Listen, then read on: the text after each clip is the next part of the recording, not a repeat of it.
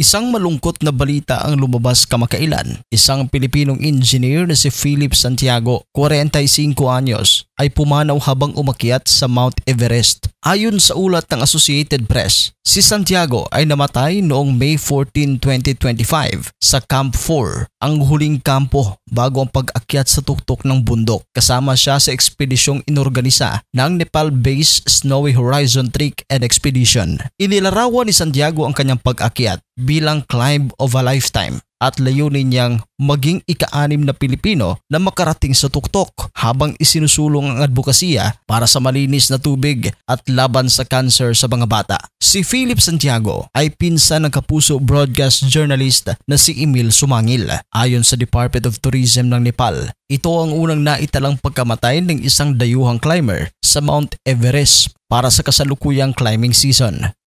Ngunit alam mo ba kung bakit maraming namamatay sa bundok na ito? Yan din ang tanong ng karamihan. Mula nang unang marating ang tuktok ng Mount Everest noong 1953, mahigit 300 na ang naitalang nasawi sa bundok na ito.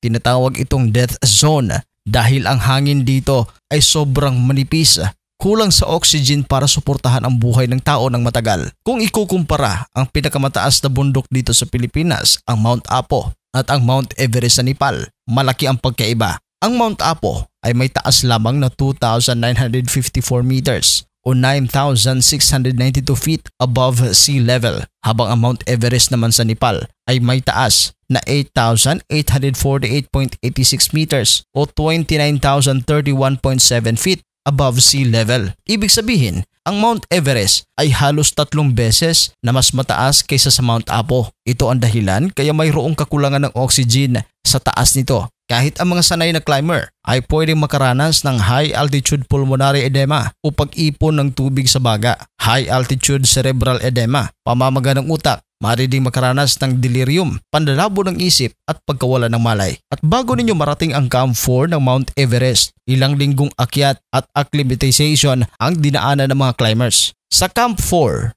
halos wala ng enerhiya ang katawan, pagod na ang mga kalamnan. Kaya't kahit simpleng pagkakamali ay pwede mong ikamatay. Sa taas ng Camp 4, halos imposibleng isagawa ang rescue operation. Hindi kaya ng mga helicopter na lumipad ng ligtas sa ganoong kataas. Kapag may emergency, ang tanging paraan para makaligtas ay umakyat pababa ng sarili mong lakas. Kaya naman, posibleng ang ikinamatay ng kababayan natin sa Everest ay dahil hindi na niya kinayang hirap habang tinatahak ito. Ano ba sa palagay ninyo? Naisip nyo rin ba? Nagkakayanin nyo rin ang umakyat sa tuktok ng Mount Everest sa Nepal? I-comment ang inyong reaksyon sa ating comment section. At kung bago pa kayo dito sa ating channel, huwag kalimutan na mag-subscribe